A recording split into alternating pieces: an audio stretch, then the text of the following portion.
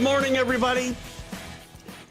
Keith Engel here for Jack and Keith's Weekend Playbook right here on TGI Sports Talk and the McGrath Podcast Network. Hope everybody's having had a great week. And we're heading into another big sports weekend, at least in some places. I welcome in my co-host, Boxing Hall of Fame writer and Michael Spink's biographer, Jack Hirsch. Good morning, Jack. Hey, good morning, Keith. We were talking before the show that it feels like it's quiet in the world of sports, but it's really not. We do have the trade deadline coming up. I mean, baseball's in the final third of the season. Football's opened up, training camps everywhere. There's plenty of news. It's just not like huge news. We don't have the World Cup. We don't have the NBA championship series. It feels like a lull, but it's really not. You're a headline type guy, Keith. Yeah. You like the big headlines. You like the big deal. And sometimes there's a lot of little news. It's kind of broken up into segments, and things go into small little lows, like the NFL right now. Small low. Basketball, small low. But baseball, I guess, is the big topic right just at the moment. But that by next week, there'll be another topic. All we need is LeBron to sign with someone. If he signed with someone this moment, it would dominate the show. I do a lot. I wasn't going to start here, but I will. But because I do a lot of defending of LeBron. LeBron's still a really, really good player, if not great player. But he brings a lot of this stuff upon himself. I feel like this is like the decision. Remember the decision where he went on ESPN? This feels like he's dragging this out. Make a decision already. I get what you're saying, but it's not the same. The first time it happened, it was a big thing, suspense, and LeBron was in his prime. Keep that in mind. LeBron was the best player in the NBA at that time, and there was a lot of heartbreak, but he's not doing it that way. I'm okay with LeBron taking all the time he needs at this point for the simple reason LeBron probably isn't sure. Keith, we've all made decisions in life where, we've had time to make a decision on something, and when we make it, we're not sure whether we made the right decision or not. And after LeBron makes his definite decision, and I don't believe he's quite made it yet, he's probably torn between 2-3 places where to go to, and there's so many elements involved. And like you said, this wasn't supposed to be a LeBron discussion, when we planned the show beforehand. That's fine. But LeBron's such a big personality, he came up. There are family considerations where his wife wants to live, the chances of the team winning a championship, how he's going to get along with the players on another team. There's so many variables involved. Give LeBron a break. And you want to know something? I fell into the trap. Kate, LeBron doesn't own us a thing. You want to know why? Because if LeBron suddenly became a very mediocre player, he couldn't put the ball in the hoop, he couldn't rebound, he grew excessively old overnight and couldn't perform anymore, he would get cut from the team. That no one would want him. He couldn't even get a job at the end of the bench. It would be hard to get if he really lost all his skills, for the most part. So, would we be talking about let LeBron do what's best for himself at this point in time, and let's leave the guy alone. I fall into his trap because he's milking it, and I'm sitting here talking about it at the top of the show. I'm not sure I understand. I'm sure LeBron likes the attention to an extent, to a large extent. I'm certain about that, but I don't think LeBron is milking it out any longer for the simple reason the World Cup is over. The news is quiet now. If he made a decision, he'd have all the sports world news to himself at this moment. Because I think it's coming now. I still think he's probably torn between at least two teams. I think let's put it this way, Keith. As far as where to live, I think it's Miami.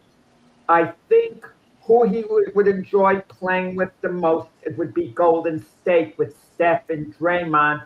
And I think it's looking who gives him the best chance to win.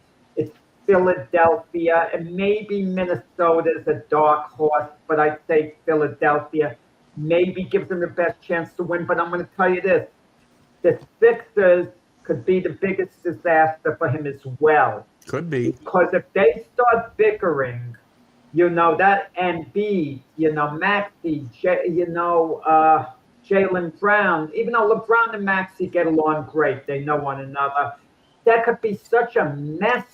It could be, he could regret it to no end, if the Sixers are flop. It's fair. It's fair. Personally, I think he knows where he's going. He just is not telling us. I think he knows. I'm going to tell you where he would have gone. And I think his agent, Rich Paul, was revealing a while ago. Had the Knicks gotten eliminated in the Eastern Conference Finals, I think he would be a New York Knicks for sure. We talked about it here. Rich Paul said if the Knicks hadn't won, there wouldn't be a list. I think he had that all along. I think the Knicks shook his plans up completely. Yeah. Yeah. So anyway. But notice the LA Clippers didn't come into the equation at all. He lives in LA. But whatever. Yeah, that would not be a good place for LeBron. Yeah.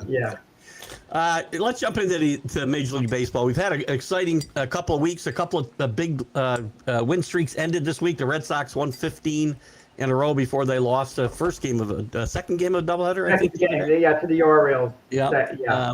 So that was a historic streak for them. I think it was tied their longest streak ever. And 15 in a row, tied their club record. Yeah. And the Orioles also lost the other day after running off 7 or 8 in a row. Good job for them. These two teams get back in the race.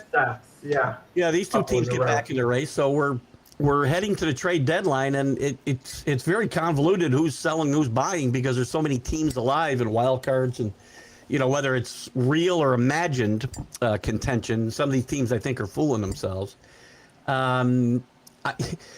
We talk about big names like Skubal and Miller, and what's going to happen is we're going to have 100 trades of middle relievers. That's what happens every trade deadline, it seems. Keith, no one is fooling themselves. Keith, the one that's getting fooled, I think, is Keith Engel by looking at the standings, seeing a team that's 9.5 games out, for example, like the Baltimore Orioles, and thinking, they can't win. Look how far out they are. But these teams are really not far out of wild card position. They might be 2, 3, 4 games behind. They have shots at getting into the playoffs as a wild card. And I'm going to tell you this. That doesn't mean you have a realistic chance of being a World Series team. Every Major League Baseball team has a realistic chance of going to the World Series. Every single one, because of the nature of the sport. This isn't the NBA, Keith. This isn't the NBA where a play-in team is going to win the NBA championship, go to the NBA finals. It just doesn't happen. Baseball is so unpredictable. For one given game, Keith, as crazy as it seems, for example, I could take the Brooklyn Cyclones, they still in the Penn League or what, the Met-affiliate minor league team. They're not even the highest level. No. And put them against the Brooklyn Dodgers. And for one given day out of the year, if they played every day of the year, they would actually beat the Dodgers one of those days. One out of 50. That would never happen in the NBA. Keith, I took a Division III college basketball team, and I put them against the NBA champions. The NBA champions would crush them every single time out. Every single time. Baseball is so unpredictable. So a team has a chance to make the playoffs. Don't brush it off. Who cares? So, I can. The Twins are, what? Twins are only 2.5 out of a wild card. You really think the Twins can compete against the Yankees and the Rays and the Mariners who aren't playing well? I think the Twins could conceivably beat anyone. I don't think they would. They wouldn't win a game. Yes, I think these short series in baseball, of course. And listen, a few years ago, the Arizona Diamondbacks, an unlikely run to the World Series. No one expected that. Okay, that's happened like 7 times since we've had a wild cards and wild But, cards but, won a World but Series. it happens. That's the problem. What happened with the Yankees? They do so well during the regular season, and then they'd be disappointed in the playoffs, and you'd be thinking, "Oh, Brian Cashman, Aaron Boone, they're messing up again." They It never happens. lost I to the hate to use the word Twins. crapshoot. You want to know why? Because the Dodgers are so loaded. I think on the Dodgers' talent, I think they're going to win the World Series for the third year in a row. But even the I do too. great LA Dodgers came so close. They came literally and figuratively an inch or two away from not winning the World Series last year. And the year before that, they had to cut, it was a But struggle they during played the the second playoffs. best team in baseball, not the eighth. They played the second best team in baseball and almost got beat, not the eighth best team. They weren't gonna. They wouldn't have lost to the Minnesota Twins if they'd gotten into the World Series. They would have crushed them. No, but in the AL, listen, so many teams are playing poorly in the AL. I mean, you look at the records. I mean, as bad as things are for the Yankees. Listen, Keith, the Yankees have the second best record in the American League right now. Well, Second best record, and they're what, like 2.5 games or so behind Tampa Bay in their division. Second best record. again, that's more a product of how bad the American League is and how good the Yankees are. Jack is a little jacked up today. He is like the macho. Yeah, yeah, I like that analogy. Can Yeah, you give us thanks. one step into a Slim Jim, Jack? Step into a Slim Jim. So, anyway, look, I get your point. I get your point. Maybe we'll see a lot of moves. I don't think we're going to see a lot of moves. I think we're going to see a lot of insignificant moves. That's what I think. You gotta have practical moves that make sense. I Yeah, mean, well, it's Yankees have a Keith, lot of Keith, moves that make sense. when you went to college, you majored in something. You I, take subjects in your major. Someone said, Keith, if you get shut out of your subjects in your major, you're not going to just take anything else. And teams should not deal for the sake of dealing. It has to make sense. I This didn't is say why they I think the shouldn't. teams go wrong during the trade deadline a lot of the time. They give up on players they have control of for an extra year or two because they've given up on this season. And you take a look at the New York Mets, for example, they're prime candidate for that. They have two excellent pitchers, potentially excellent here, who've had, really good careers. Freddie Peralta, who's not having a good year, who they got from the Brewers. He's going to be a free agent at the end of the season. Yes, you deal off Peralta if you're the Mets. If I'm the Mets, I hate to say I've thrown the towel in this season. You never want to give up. Anything could happen. You could go on a big run. But logically speaking, you're not going to make the playoffs. Even if you start winning, you got to leapfrog over too many teams at this point. A really big hole. So if I'm the Mets, yeah, I'm looking to sell, and I get the best value I can for Peralta, unless I'm going to re-sign him beyond this year. If I can re-sign him now beyond this year, I'll take a chance on him maybe regaining his form. I'll see what I can work on. And you have Clay Holmes, who has 1 year left after this year. I mean, But Clay this is Holmes, another.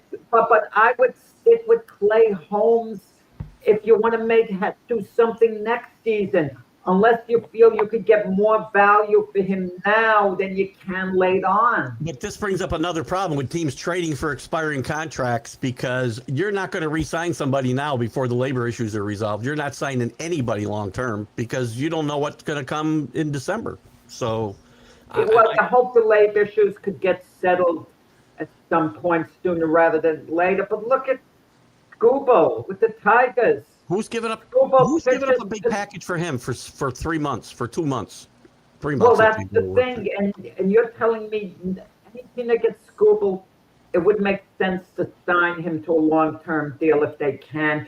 But why would Scooble want to do it. Who's Scooble's agent, by the way? Is it Uh, Scott Boras? If it I is, believe it's Scott Burrows, yes. he's definitely going free agent. Yeah, without a doubt. And He's staring at I'll his tell you face. one thing, Keith. If I were Nona, I would have a policy in place for the most part.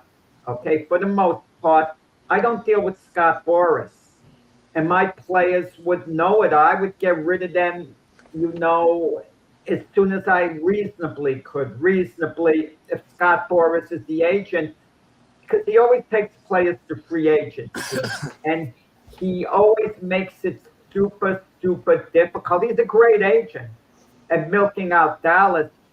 But players sometimes have a preference to where they're going to play. Scott Boras has made great deals. He's made some bad deals, but he's made more good deals for his clients than not. But in the case of Scooble, Scooble's not going to sign an extension. He loves taking players to free agency, Scott Boras. It's risky. It's risky, but, he's had a lot of success with it. Well, that's why I find the Tigers, by all reports, have no chance to re-sign Scooble. So I'd be trading him and maybe get another pitcher back that can pitch now and not give up their playoff chase. Yeah, well, Tigers are caught in the middle. I mean, they still have, what is it, about close to 2 weeks or something, a week and a half till the trade deadline. I think it's August 3rd. Second or third, yeah. And if they feel they can make the playoffs, then they're going to stick with Scooble till the end of the year. And I'm going to tell you, let's say the Tigers stuck with Scooble and they went to the World Series. It was worth not trading him then. Then it became worth it even if they lost him. But if the Tigers aren't going to make the playoffs, they get eliminated in the first round of the playoffs, and they could get prospects in exchange. But, who's going to give up good prospects for Scooble at this point?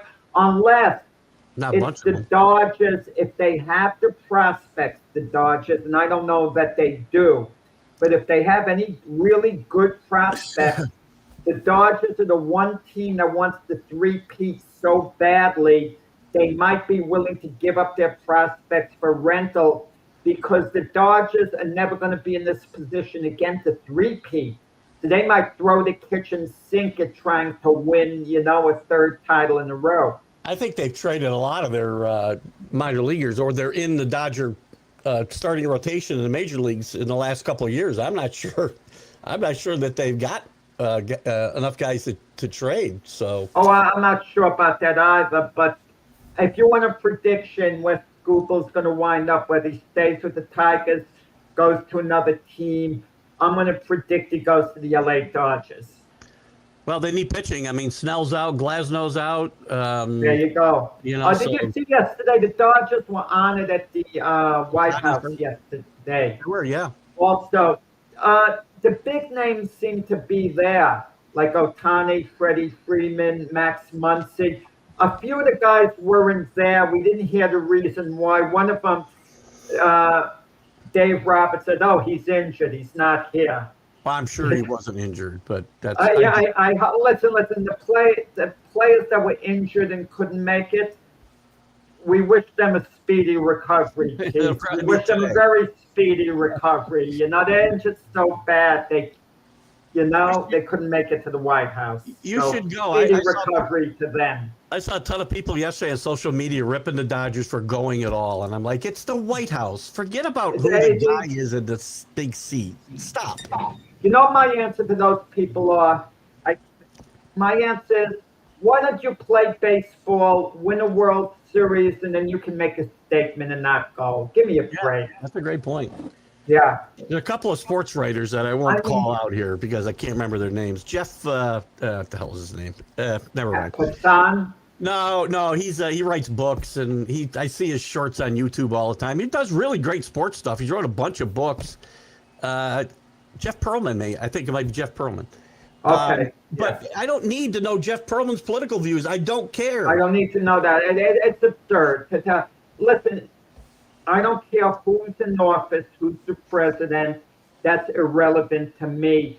Being invited to the White House is a reward. It's an experience. Okay? And, it could work both ways. Can you imagine the White House only invited particular teams because they don't like the views of, a team. They've taken some political stance, a player too, and the White House says, no, they're not invited. They're not welcome here. I mean, Well, come on. We it would be outraged. It would be outrage. Yeah, so And it anyway, has nothing to do with who's the sitting president at all, at all. it shouldn't. As far as, being invited, it's a tradition, it's a reward that teams get. And, but listen, the big names on the Dodgers were there, okay? And good for them. And they experienced something great as a reward for being champions. You're right. The other guys lose out. Hopefully, they, as you said, hopefully they recover from their injuries today. So, anyway, Chris is talking about the Blue Jays. The Blue Jays are done. We talked about the Blue Jays. We talked about the Blue Jays possibly making a run. I don't see them making any run. There was talk this week about them trying to trade for. This is good stuff. This is good stuff with Ernie Clement. Yeah, he's under control. So he's not going to go. Nice player. Springer, man, that big free agent signing when he left the Astros. If we had evaluating it, has that been successful for the Blue Jays all in all? I think It's been a little disappointing. I think so too. And if I was going to trade for one of these guys, these two outfielders, I'd trade for Varsho before I traded for Springer right now. Varsho's but Springer's been hurt too. If Springer's healthy and all veteran presence, He's getting older. He's getting older. You're going to continue to get injured. That's the thing. Yeah. So I'd be trading for Varsho. And I think Gausman will have some, if they indeed will have some value. Yeah. He will have some value. Well, you talk about the most disappointing team in baseball this year. Blue Jays. And obviously the Mets stand out. And are the Blue Jays the most disappointing team they're not even contending. They've been bad. You talk about Keith a carryover. This is my feeling. Correct me if you think I'm wrong. Had the Blue Jays won the World Series, and believe me, they came an inch away from doing it, as we know. Literally. I don't think they'd be having this type of season. I think they'd be much better this year. I think there'd be a certain enthusiasm. It might be all the way from the fan base to the front office to the players, the whole bit. I don't mean the players are dogging it at all. Yeah. But you come that close to winning a World Series and you don't exactly bounce back. It takes something out of you mentally. Some teams will. I mean, I think if they're mentally tougher but I think it shows they're not mentally tough. It is a tough way to lose, and I think you are more likely to have this letdown, as you said, than if you actually won. So, but to me, they're the most disappointing team. Mets are close, but I would say the Blue Jays. Well, maybe the expectations were a little higher for the Blue Jays than the Mets, but the Mets have high expectations. A lot of people, yours truly, expected them to be a playoff team, and I'll tell you, I expected the Mets to be very, very good. I thought they would lose to the Dodgers in the NL Championship Series. That's how good I thought they were going to be this year, and it just didn't pan. I mean, it's been a disastrous season. Let's just throw a couple names out. I'll throw some of the bigger names out. Yes or no, they're going to get traded. Mason Miller. Oh, wow. He's on a contract, too. He just signed a big contract. No. I think the Padres, if they're smart, they'll show restraint and think, well, we have next season. And, they're still going to try to make the playoffs as a wild card. Of course they are. He's the biggest name. He's the most valuable single player that any team, I think, can get. I don't think he gets moved, though, unless the team's willing to take on a bad contract with him, like Manny Machado's contract, or there's one other guy. Manny Machado, let me tell you with Manny Machado, it was a disastrous start to this season. And we were thinking Machado is through. He's maybe finally hit the wall that players eventually hit, and he's, not the same play anymore, just a faded name.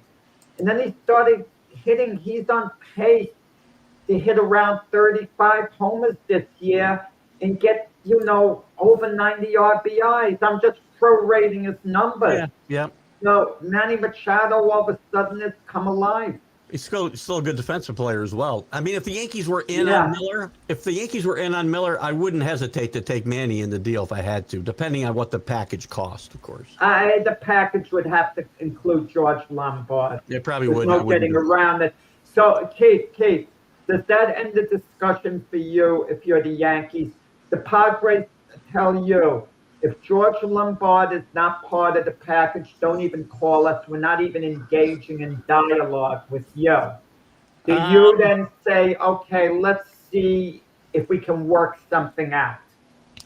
for a guy like Miller who has years left on his contract, I might consider it because you've also got Kilby in the minors as well, who they think might be better than Lombard eventually. So again, we think.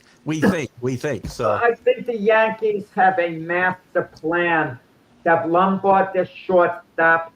Chaz Chisholm, I don't think will be a Yankee next season, and I think they move Anthony Volpe to second base. that's possible. I think that's the plan, and yeah. So I think the Yankees are thinking long range here.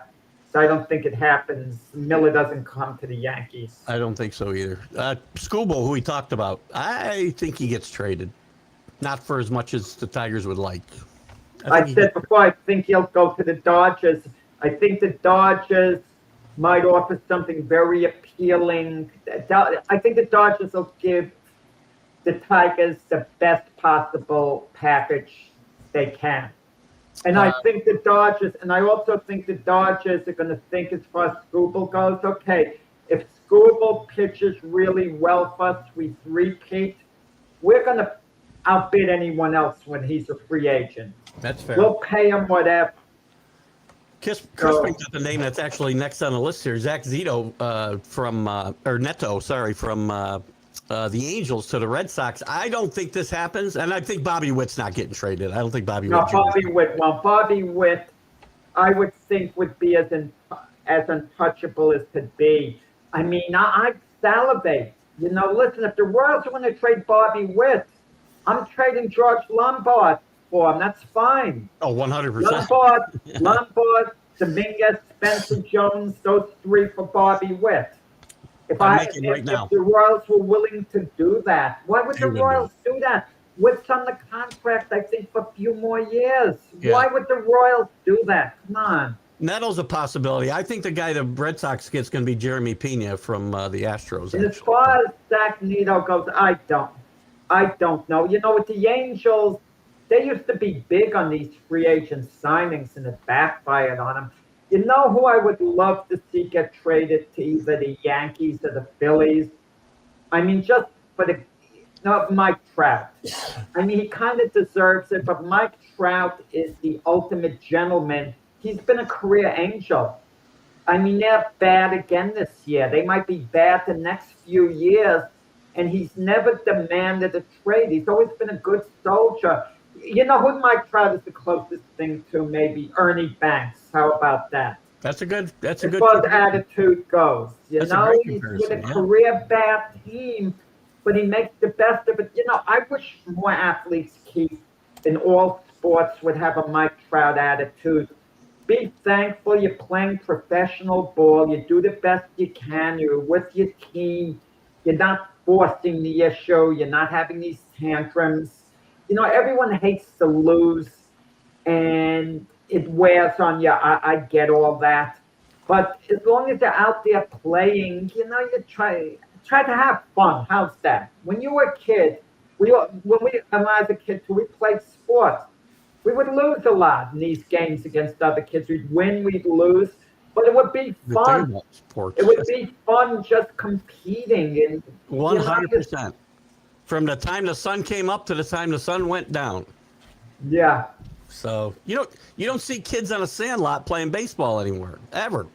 We play all day long. Man, stickball did they make stickball? I don't even know. I go to the city. I don't see kids playing stickball. Yeah, but society changed. Listen, it changed. Willie Mays used to play stickball with the kids after playing a game for the New York Giants. He played stickball. Can you imagine Aaron Judge taking to the streets and playing stickball. The streets would be mobbed now. It would be crazy. Joe, welcome to the show. I know you come to the Hey, Wednesday Joe. night show. I'm going to tell you, Jeremy Pena's getting traded. He's going to be a Red Sox or a Yankee. I'll tell you right now. Houston's not scared to make moves. The Astros, the Astros traditionally they make moves, and that. If I had said to you, Keith, which team in baseball is the greatest survivor? We joke about people saying, "Oh, he's a survivor." He always manages. They always manage to land on their feet. The Astros. Yeah. I don't mean they don't win it all. I don't mean necessarily that. But year after year, they're in contention. Every year we're about to write them off. And even this year, they got off to a terrible start. One year, one way or the other, they become a factor. Either the playoffs, or a serious contender to the very end. And the Astros always find a way to remain relevant.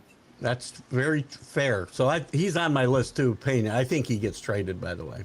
But we'll see. Shane Langeliers, catcher for the A's. Really good catcher. Yankees have kicked the tires there. Yeah, Yankees have got to address the catcher's position because Austin Wells just isn't hitting. But the problem, I wouldn't mind if Austin Wells just wasn't hitting this year. If you thought Austin Wells was going to start hitting in the future, I'm fine to stick with Austin Wells because I don't want to move Ben Rice from first base to catcher. For the simple reason, Ben Rice is producing so great at first base. You move him to catcher, his offensive output wouldn't be as good because, the wear and tear the position takes on the catcher physically and mentally. But the Yankees have catchers by committee. They've done that in the past. But it would be nice if, one guy they had there for years and years. We were spoiled with Jorge Posada all those years. For sure. Another guy we talked about earlier, I think there's 100% chance that Freddie Peralta gets traded in the next 10 days. I would think so, only because he's a free agent at the end of the year. But there's an X factor involved. He was David Stern's guy when David Stearns was a GM at Milwaukee. Yeah. So David Stearns traded for him with the Mets. So when you have an association with a guy, you hope to keep it going, but if you're a player too, and you're going to be a free agent at the end of the year, do you sign an extension? But then again, with the labor issues, can you sign extensions now? Is it smart for the teams to do that? I mean, I think they would keep away from it. I couldn't even tell you who Eric Haas is, Chris. I apologize, but he might get signed, but I don't think it's a big deal. I mean, a number of guys available. But, Keith, I'm a big believer. Sometimes the best trades are the ones you don't make. Just stick with what you have. It all comes down to this. Players got to play well. You could make the greatest moves possible, and if they don't produce, what are we going to say? We're blaming David Stearns with the way he set up the Mets. And some of the criticism is fair. He wanted to put emphasis on defense. That's very fair. They move on from Pete Alonso, which I hated that move. But they bring in Polanco from Seattle, and Polanco never hardly played any first base. Now, how are you improving that position? Who knows if he can play first base? Bo Bichette, they put him at third base. Bo Bichette, it's questionable whether he should have played there. And his defense left something to be desired, even though it hasn't been terrible this year. You always poo-poo my comments that it's different playing in Milwaukee and Toronto and all these other places than it is playing in New York. And we've got 4 prime examples of guys that can't play it or haven't played well in New York. Peralta's pitched horribly. His ERA's over 5. He was pitching horribly before. He's pitching terribly for New York. Pitched great for Baltimore. What are you talking of? Max Fried has been great for the Yankees. I didn't say everybody won. David Bednar's been excellent. Jesus, I didn't say nobody could play here. If nobody could play here, we wouldn't have any teams. You have to know the guy's makeup before you bring him here. And sometimes you don't know.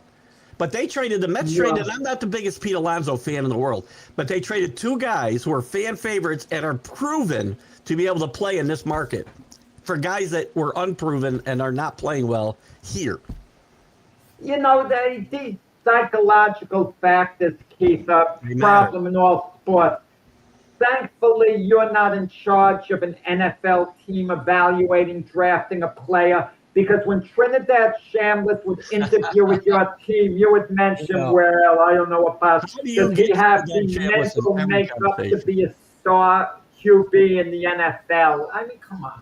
And then he's going to turn out to be one. I mean, you are amazing in how you get him in every conversation. We're not even talking anything about NCAA football, and you get Trinidad Shambliss. No, but you're talking about the psychological factors. Oh, they need a certain toughness. He's not be good enough. Keith, it used to be more so that way, but now it's social media. Everyone's under the microscope. Everyone. It doesn't matter where you're playing. You're going to get the same recognition whether you're playing in New York or Colorado. I mean, it depends the arena to a degree. Really? Listen, if really? didn't win the NBA You're gonna championship. get the same recognition in Colorado as New York? No, wait. Listen. Wow. I mean, LeBron, before he went to the Lakers, was a mega star playing in Cleveland. That's where he became Michael Jordan. The biggest of mega stars was from Chicago, big city, but it's not New York or L.A. It's only the second city. Big city, but still not quite, It's still a media hub. It's still a huge market. Larry Bird playing in Boston, not New York. Those aren't Kansas City, Milwaukee. Patrick Mahomes playing in Kansas City. I mean, these guys are mega net. Tom Brady playing in New England. Another major media market. I'll give you so what's not a major media market? What's not? Kansas City's not a huge media market. I agree. Give you that. But they're losing. Milwaukee's not a big. But Milwaukee's not a big media market. In the past, listen, Mickey Mantle wouldn't have been as big if he was playing in Milwaukee. If Hank Aaron was playing for the Yankees and Mantle for the Milwaukee Braves, now you're arguing the other side. Difference. That's the way it was in the past. Not but now? There was no social media. It's not as important now. It is important. That's why Aaron Judge is a Yankee and not a San Francisco Giant, because it's more important to play for the Yankees than it is to play for the San Francisco. No, Aaron Judge loved the tradition. He could have signed with the Giants as a free agent. The Giants is hometown. It's his hometown. Then why is he a Yankee? Because he loved being a Yankee. The Yankees have great tradition. And you also are playing in front of great crowds as a player if you're a Yankee. It's exciting. And $6 million is worth about $500 million playing in New York. And they were offering, and the money was similar with the Giants and the Yankees. The Giants offered like $1 million more so a year. Any predictions on Vlad? Let's get back to some real baseball. Wait. Vladimir Guerrero, he has 6 right now.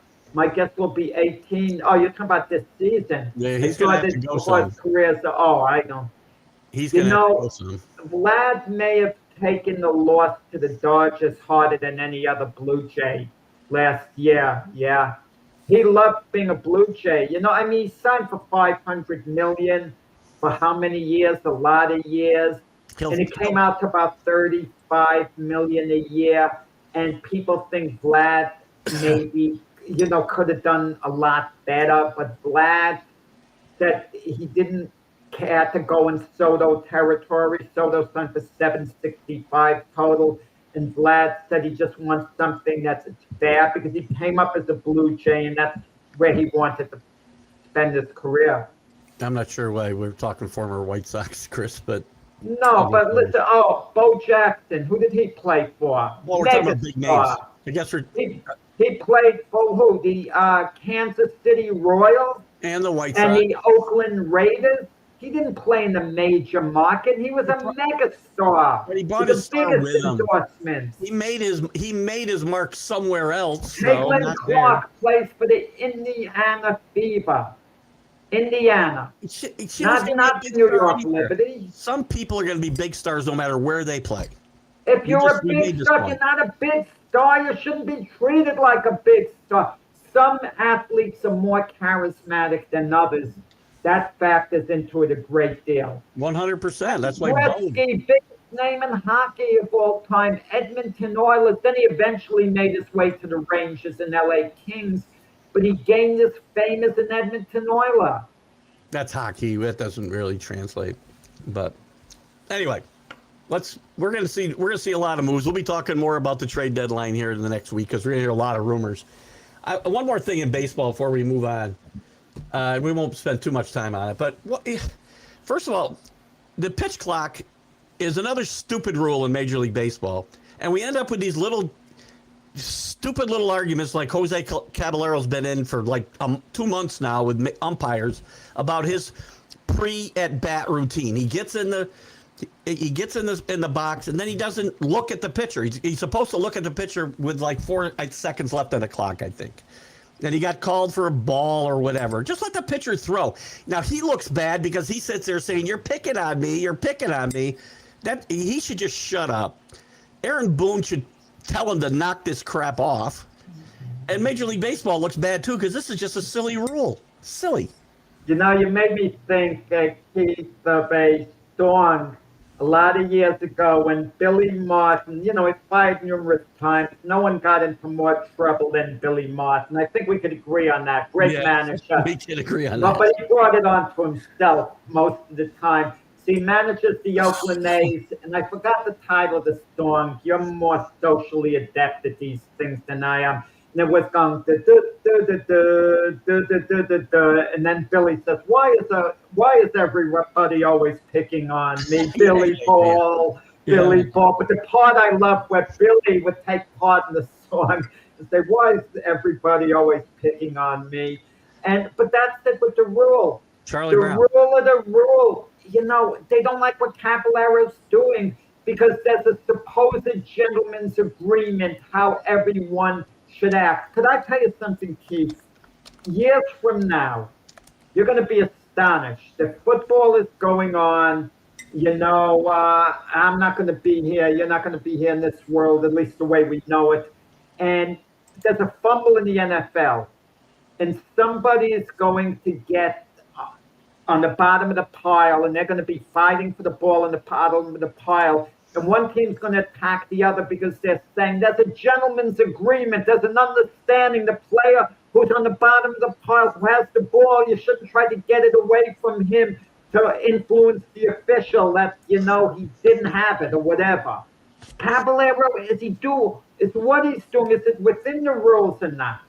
That's all I want to know. If it's within the rules, he's not looking then at fine. If it's not within the rules, then it's not fine. Now, the day after, they called a strike on him because they claimed something said in the rules you can't try to deceive the pitcher.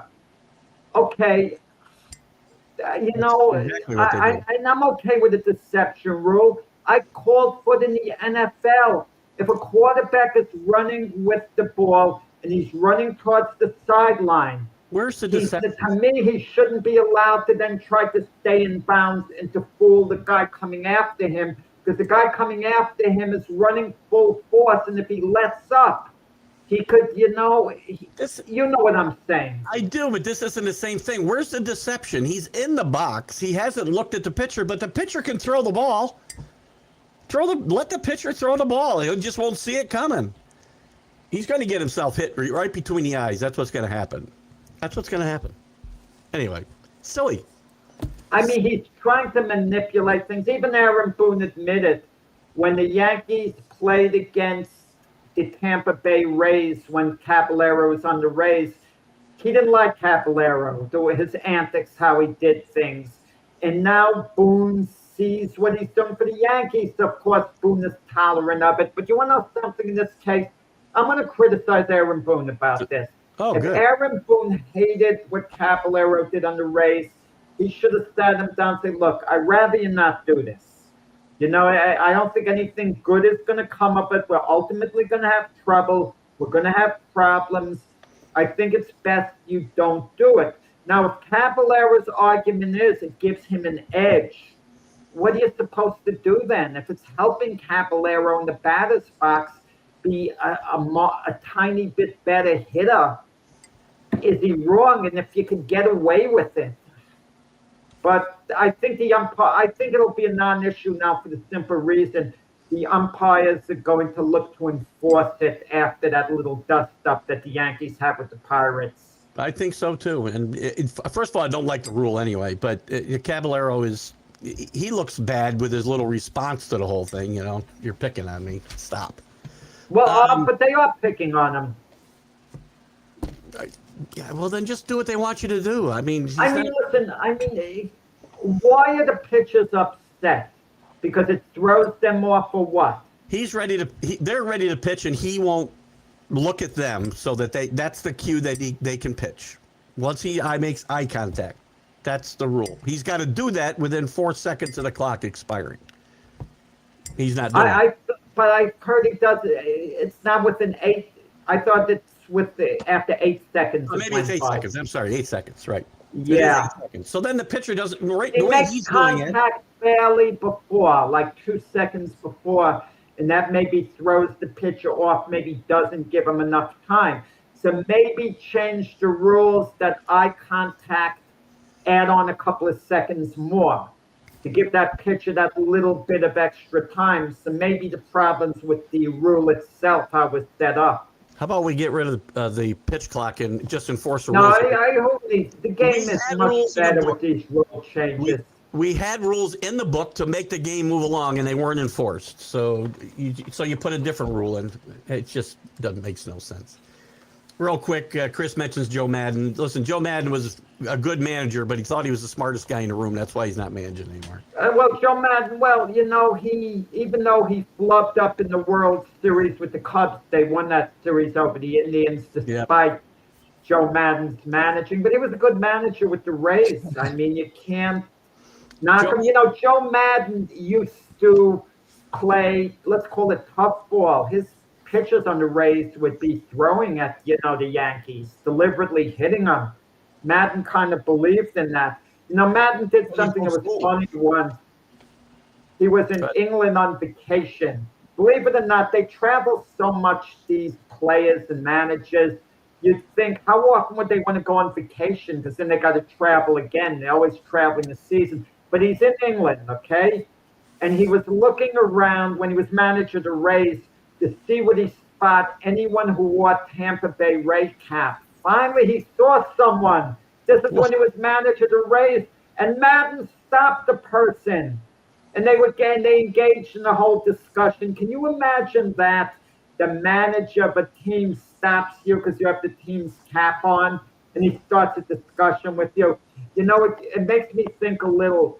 My wife, her cousin and her husband told me once they would go to Publix in Florida, and he's a big baseball fan, and he'd sometimes see Earl Weaver there, or with his wife shopping in the Publix. That's the name of the supermarkets in Florida, not Public with a C, with an X at the end.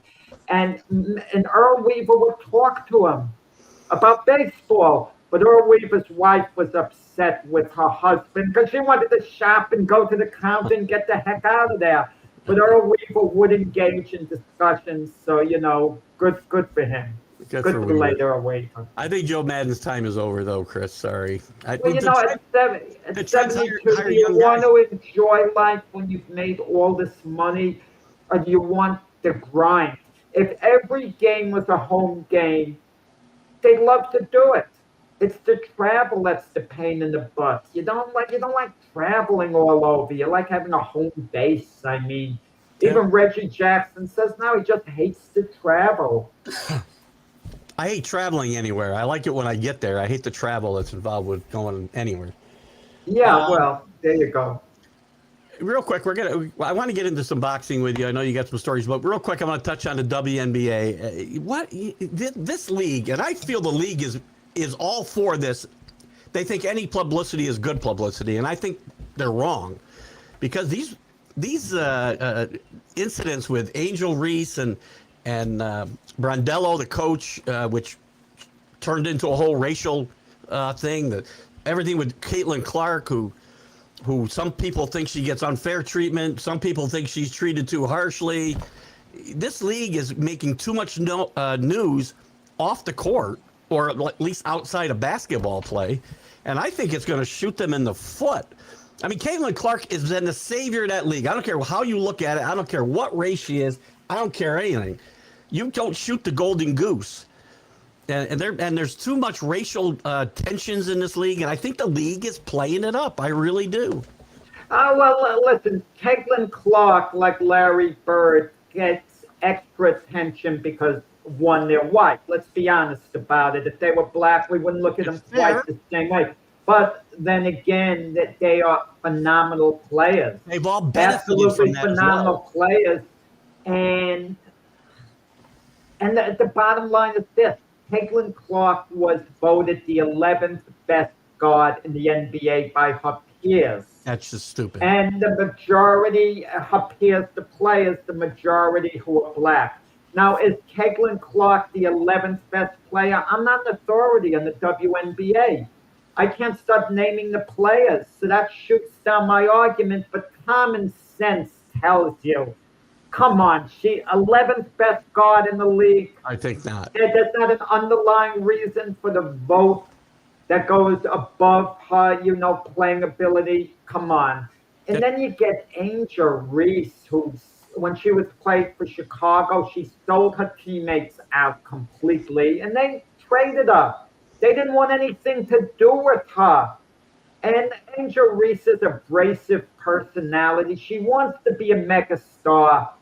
She's toned it down a bit this year, but when she had an opportunity, now they're bringing race into it because the other coach, what's her name, Bordello from Australia. There's a certain culture in Australia where you say something, and it's normal in Australia, but not here. And she didn't understand that because of a culture thing. But of course, Angel Reese, jumps on it to make it a racial issue, but before other people made it a racial issue, but Angel Reese picked up on it big time. And, I'm just sick of the whole thing, the personalities, the this, the that.